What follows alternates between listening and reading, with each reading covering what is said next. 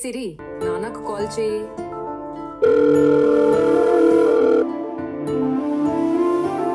గుండె దాటి గొంతు దాటి పలికిందేదో వైనం.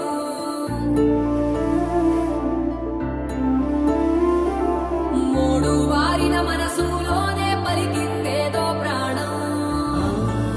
కన్నుల్లోనే గంగై పొంగిన ఆనందం, కాలంతో పరిహాసం చేసిన స్నేహం. పొత్తులు దాటి హద్దులు దాటి జగములు దాటి యుగములు దాటి